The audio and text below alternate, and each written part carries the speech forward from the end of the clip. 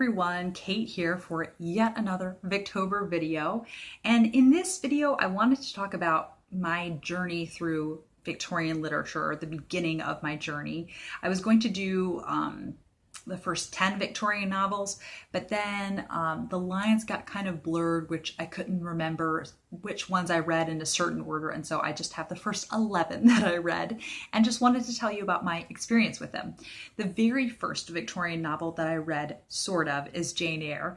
And I say sort of because it was an abridged audiobook. And so I always feel conflicted counting those, but I know I really liked the story, and it happened right around the same time that I watched the miniseries, and I was just very swept away by the whole concept of the story and how gripping it felt, and really up close and personal with the characters. So I came away from the abridged audiobook and miniseries being really intrigued by how different it felt from other books I had read and how vividly I could remember it later on. And then I graduated from high school, and I was doing my first year at community college, and I decided I wanted to try out another classic. Like, people in my family read classics. I want to read classics.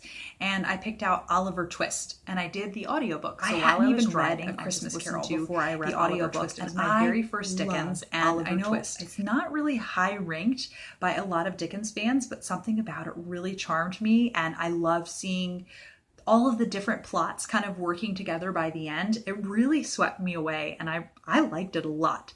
So I was excited to continue on. I decided, okay, I'm going to read all of Charles Dickens. And it was also around the same time I was watching Lost, and the character Desmond in that decides that he wants to read all of Charles Dickens. And I was like, oh, I like that idea. I'm totally going to do that. I'm going to steal his idea. And then I moved on to A Christmas Carol because it was then Christmas time, and I read it. I loved it. I now, since then, I don't necessarily read it every Christmas, but I feel like reading it every Christmas. I think I did read it this last Christmas. And I definitely want to read it this Christmas. It's just so short and easy to get through, and just has so many elements that pull me into the story every time. It's classic. Then I was like, well, I'm just going to keep going with the Dickens, and I did A Tale of Two Cities.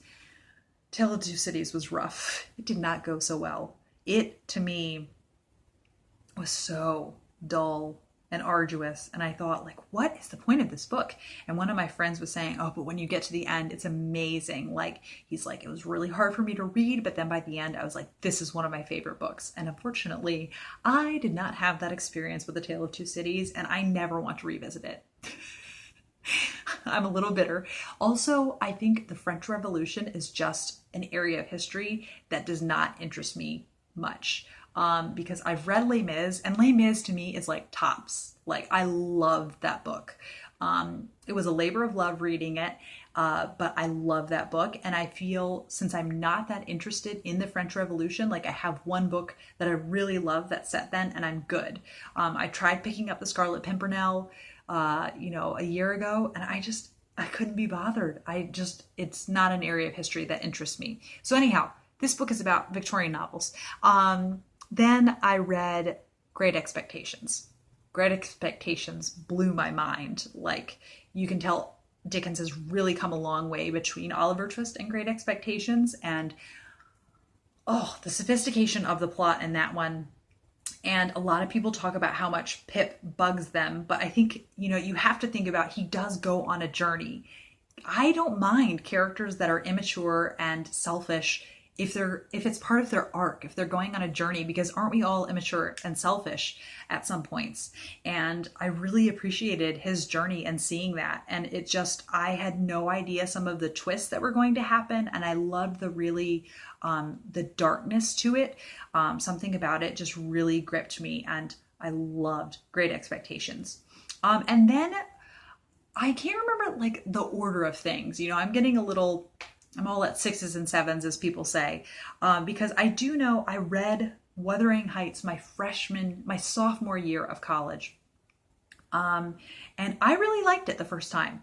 I'm surprised going in that I really liked it. Because I know it can be such a divisive novel, but something about it really took with me. But I don't remember being really like shaken by it. I remember thinking like that was a really good book. I really liked that book. And then I kind of just moved on with my life.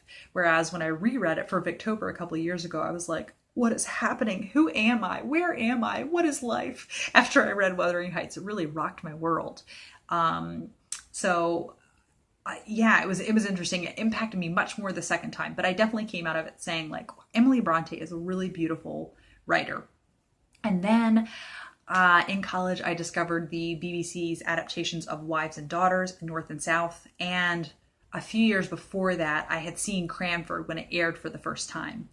And the first Elizabeth Gaskell that I read was North and South. Because I had seen the miniseries and I really liked it, and a couple of friends had read it and really loved it.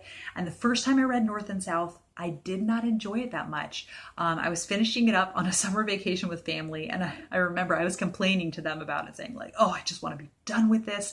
It's such a hard read. It's so unnecessarily challenging, blah, blah, blah. And then it all changed when I reread it a few years ago. I loved it. So that's why I kind of feel trying a classic a second time can really change things for you, and then it can turn into one of your absolute favorite books. So then I read Cranford, and Cranford is just like light fluff, and so it was not hard to enjoy Cranford. It was not hard to love it.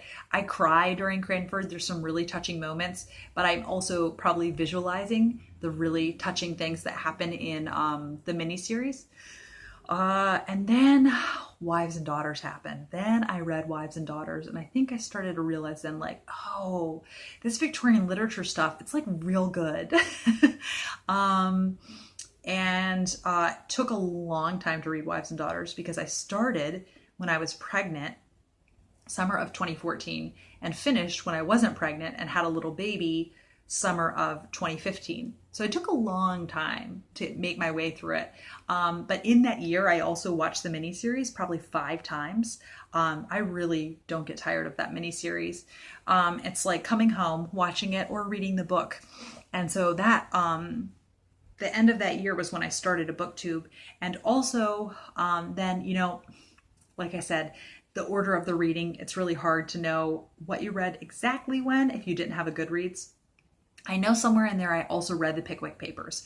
I found the Pickwick Papers amusing, but I think I didn't love it. Like I thought, this is funny, and I liked the little episodes, but it wasn't this big overarching plot like in Great Expectations or Oliver Twist.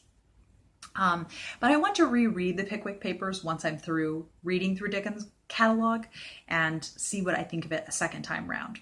When I want something really amusing and silly, I will turn to the Pickwick Papers. And then lastly was The Way We Live Now by Anthony Trollope. My aunt wanted to do a little book club with me, a little buddy read, and she suggested The Way We Live Now. The Way We Live Now was really hard for me. And I think also you're hearing me say that about a fair number of these books. And I think it was just, I was new to Victorian literature. And so I can guarantee you, if you are new to it and you feel really intimidated, the more Victorian literature you read, the easier the reading will come to you. You just come to, it's like learning a second language, or more like learning a new dialect. And it just becomes really routine, and you don't even have to think about it after a while as you're reading. You become really acquainted with it, and it becomes familiar and just wonderful. So I recommend just keep trying if you think it's something that's worth your time. And because a lot of these, it was work, but I felt there was something about it that kept pulling me in, and I kept picking up Victorian novels. And so here I am now, you know, I've read 80 some, and some of them have definitely been more challenging than others, but I've been surprised at how readable the vast majority of them have been for me. And I don't think I'm this, you know, super genius or way more intellectual than anybody out there. It's just that I think Victorian novels are pulpy and they're supposed to be fun.